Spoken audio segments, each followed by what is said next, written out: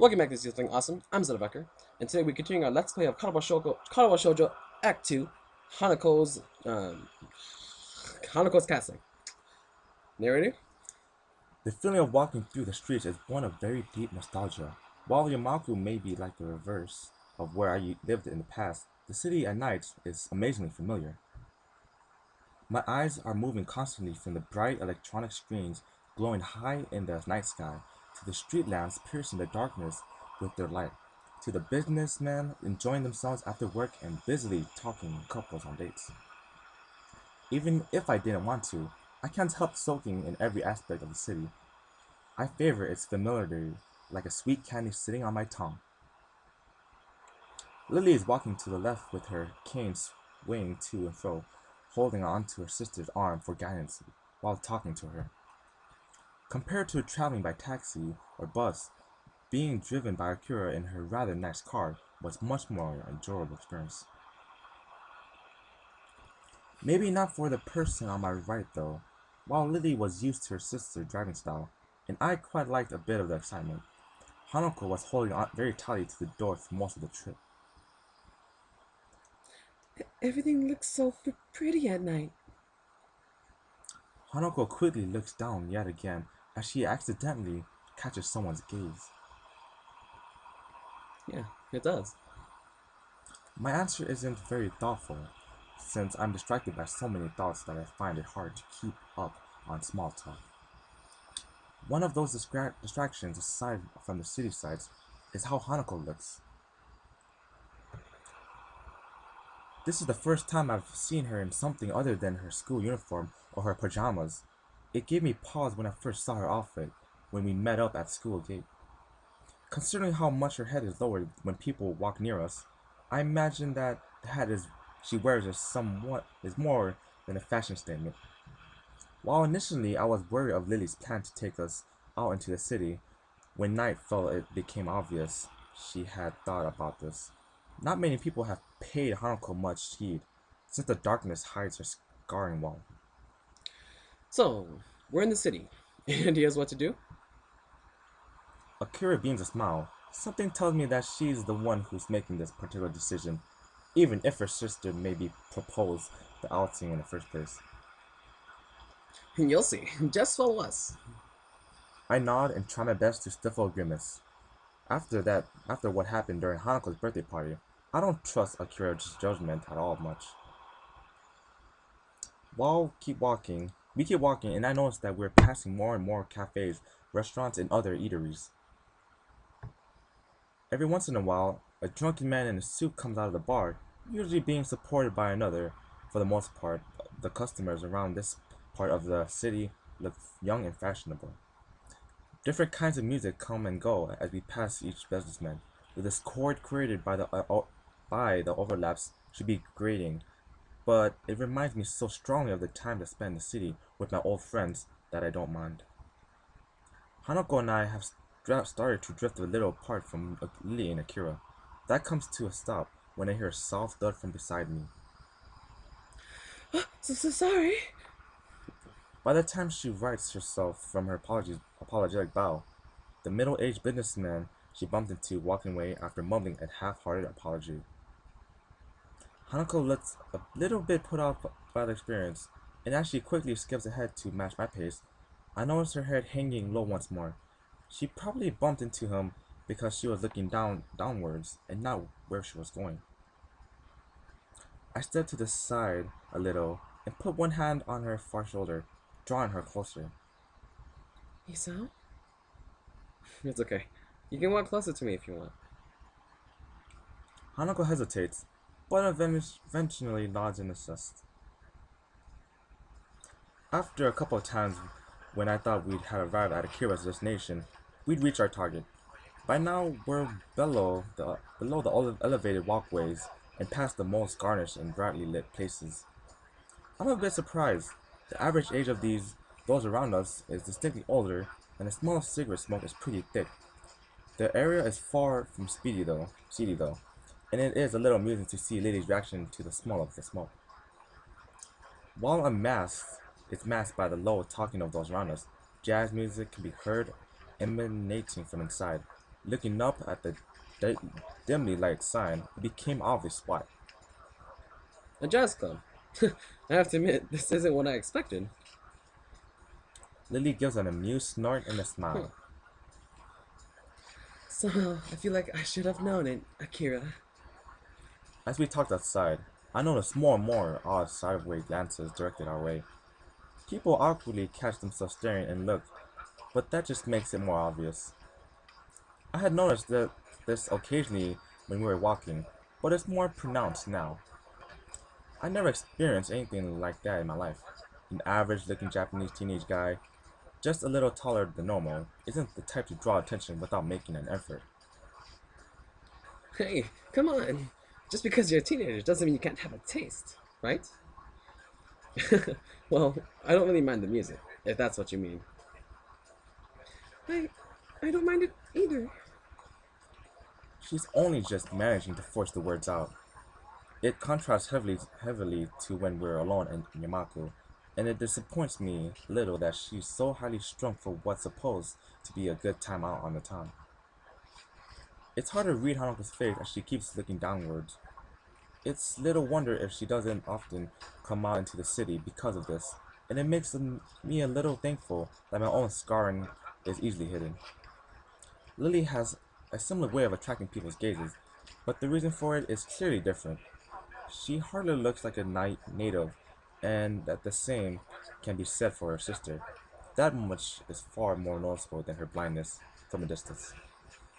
She may not be able to see this for herself, but I have little doubt she can hear the odd whispered phrase from people who think they're out of earshot. Be that as it may, she doesn't seem to show any sign of either annoyances or pleasure at the attention. Akira's still as confident as ever, though. Flashing a smile, she strides with Lily by her side and the two of us following behind. I had expected my eyes to need adjusting to the light inside, but it's not much brighter than outside. The music we heard is clearer now, mixed in with the sound of glasses moving on the tables and counter, and the husky chatter of the patrons. Looking to my right reveals the music's source, a jazz group playing beyond some tables. The patrons seem to be mostly men, and though there's a handful of women, nobody looks under 30, aside from us, of course. It feels a little bit like we've stepped into the 1920s, and the atmosphere is quite agreeable. I'm not completely comfortable simply because of my age, but were I older, I would probably feel quite at home. Hanako seems a bit more relaxed now, probably due to nobody looking at her. Everybody's talking between themselves, drinking or watching the band. Akira casually takes a seat at the counter without even glancing around. She's probably come here before. Lily retracts her cane, filling out the bar stool and the edge of the counter before taking a seat beside her sister. The bartender takes a brief break from polishing a glass to watch her, before putting it down and coming over. Oi, good evening, ladies. What it'll be? Just a scotch, thanks. Lily? May I have a glass of A black suited elbow hits her side sharply. orange juice, please? No problem. Coming right up. The bartender starts to pour their drinks. A couple of seconds pass before Akira suddenly remembers that Hanako and I are indeed here, and turns around to us. You two want anything, or are you just gonna stand there? Hanako seems to be getting a bit restless. No matter where we're going to seat ourselves, there's going to be people right next to her, and I don't think she looks convincingly older than 20, unlike Lily. Looking around, there's a game section to her right. A couple of billiard tables can be seen in the corner, and nobody's using them either. I glance to Hanako, about to ask her if she'd like to play a game, like she'd like to play, but she's already looking longingly in the same direction. Maybe it's something that we can get by with so few words nowadays. We'll go play pool over there. Akira leans back to see past me, before shrugging and sitting back up. It seems you'll have to put up with only me for company. How unfortunate. Have fun, you two. We turn and set off up for the abandoned corner with Hanako taking the lead. The prospect of a nice quiet game away from everyone makes her walk noticeably faster. Her eyes stay firmly fixed on her prize. The table is full size and well lit despite the surrounding darkness, thanks to the bright overhead lights, a huge painting of something that covers the wall. There aren't many people milling about this corner of the club, and I can see Hanako becoming a little less tense as a result. You know how to play? I'm no expert, but yeah, I do. Then I'm 8 ball? Sure. Hanako gets the chalk and two cues from a set of hooks against one of the walls, while I fetch the balls from the table's pocket and grab the rack from the shelf underneath. She patiently waits as I get the table set up. After slotting the final ball into the rack and doing some last adjustments, I end up having to fight my perfectionist urges and getting the bottom row of balls exactly perpendicular to the edges. With the balls arranged and ready for play, I step back and take my cue for her outstretched arm. I carry out a quick inspection of the tip before I'm satisfied that it's in good condition. So, you played before? Well, once or twice. I just kind of know the rules. The air between us feels a little awkward. She's still pretty nervous, understandably, given that we're in public. Eventually, the silence becomes too much even for Hanako, and she begins to quietly stammer. Who break? I think for a moment before reaching into my pocket and drawing a coin. I took heads. Your tails. After a nod of agreement from Hanako, I flick the coin up in the air, catch it, and flip it over onto the back of my left hand. Looks like that's you. That looks like that's you. That gets the break. Hanako nods again before taking up her position at the end of the table. She's not usually this quiet around me, but I'm not wholly sure if it's because of the tidbit of information about her past that slipped out moments ago. The cue comes back in the practice gesture before smacking dead into the center of the cue ball with a thud. The white ball skates across the smooth green expanse before smashing into a carefully arranged balls at the other end. Balls skitter across the table at high speed. The break was good, with the balls being nicely distributed around the table. My eyes are already flicking from one to another to pick out the easiest candidates to pocket. Hanako retreats from the side, and I take my shot. Well done. It's only after Hanako says this that I realize the ball I was shooting at was sunk. I look at her and notice a small smile on her face. It's nice to see how playing games seems to loosen up a little. Got some stripes then. I take a step back and let her take the next shot, but she doesn't advance to the table. Rather, she looks down a little and rubs her arm. By now, I can identify this as one of her gestures that mean she wants to say something, but isn't sure herself to do it. What's up? It's just you had a nice smile. Do you like it? Playing this? I sigh and lean back against the table. I like playing. Yeah. I think I was smiling because it's really nostalgic, though. Hanako tilts her head quizzically. Me and my friends used to play pool in the game centers near where we lived. Me and my friends used to play pool in the game centers near where we lived pretty often, and at night too. Wouldn't your parents? My parents both work, so they didn't mind me not being in the house. I stayed on top of schoolwork pretty easily as well, so there was plenty of time to do other stuff at night. Our conversation dies down, with Hanako timidly getting the better of her. In response, I get off the table and let her take her turn shooting. There aren't many solids in each position, so Hanako bends down and takes a while to line herself up properly. Hanako's expression is the same as when we play chess, a relaxed but focused concentration. Athletes sometimes talk about getting into a zone where nothing unnecessarily enters their mind, and I wonder if that's something she can do. Her posture is good, better than mine, to be sure. It's very close to a textbook method of playing, whereas I tend to contort myself into whatever position I feel is most natural for the shot I'm taking. She lines up the cue, the cues come back, and she does a couple of practice movements to make sure she's lined up correctly. Hanako takes the game so seriously. It's the only real hobby I know she has, outside of reading. It feels good to be able to share this kind of experience with her. She takes a shot after carefully consideration, and the cue balls zoom off towards a ball sitting at a tightly awkward angle near a corner. Hanako's careful preparation pays off as the cue ball hits and sends the ball rolling toward the corner pocket. For a moment, it looks like it'll stop, just on the lip of the hole, but eventually tilts enough just to drop in.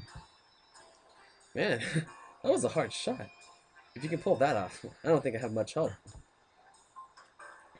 I'm not that good. It's not just a shot, though. Even when lining up, you look really serious. You like this. You're a lot like this with chess, too. The praise makes her a little flustered. She sets the cue against the table and stands, turning to me. I just like those kind of things. Her fingers are twisting and turning tightly. When I was in the orphanage, I just kept doing things I liked before. If I played games with the others, that was enough for the helpers there. So I never thought about it that way. Staff at an orphanage would naturally want to have everyone socialize at least a little. if it's okay for me to ask, what was it like for you at the orphanage? Why do you want to know?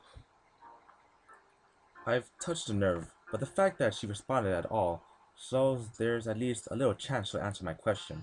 Before, she likely would have just shrunk away from it without a word. I'll tell you, but could you tell me who I wanna Nako is? Iwanako. Oh, the letter. I wonder how long she's been waiting for the right opportunity to ask me this. I'm surprised, but don't hesitate. Sharing information is naturally a matter of give and take.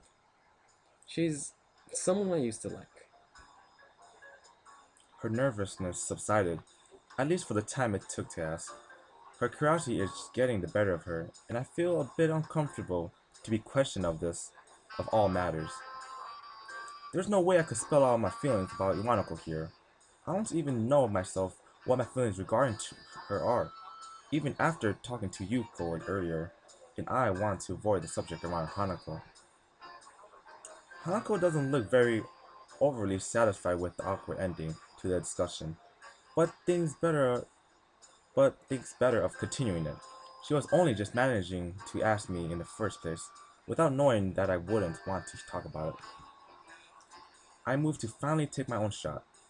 The lack of talking between us is filled by the chatter of other patrons and the band at the other end of the club. Spying a shot that doesn't look too difficult. I try and shoot for it. And we'll take care of that next time. If you like this video, give it a thumbs up, leave your comments below, and subscribe if you want to see the rest of the story. Until next time, folks, I'll see you guys then.